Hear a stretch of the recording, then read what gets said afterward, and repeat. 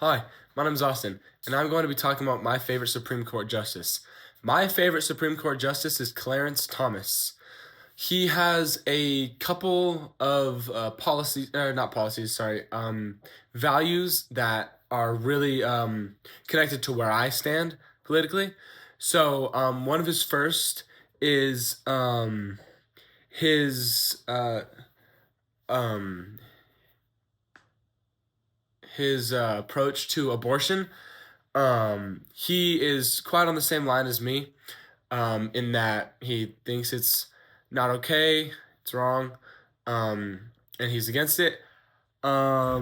He often cited moral and legal arguments against Roe v. Wade during that trial.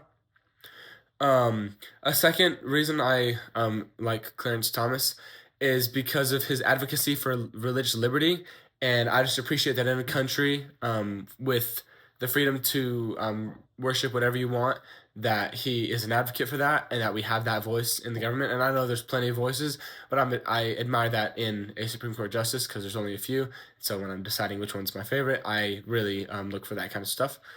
My third major reason is his point of view on marriage and family values, specifically when it comes to same sex marriage.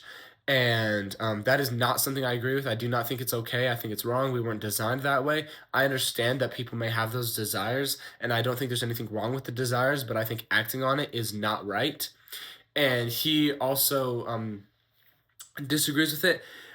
He said it's said that he dissented to same-sex marriage nationwide, arguing that the decision lacked constitutional grounding and improperly displaced state definitions of marriage. And I agree with this. I don't really think it logically makes sense, and I think that it's kind of a point where the country might start to be rocky, and I've seen that in the past 10 or so years, although I'm only 18. And I have a couple of interesting facts that also make him very admirable. One, he writes his own speeches by hand, which I think is just incredible.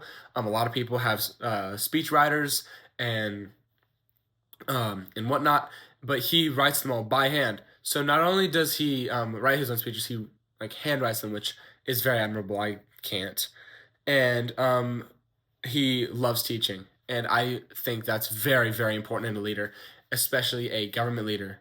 And I think that that's all. Those are the reasons that he's my favorite. Thank you for listening.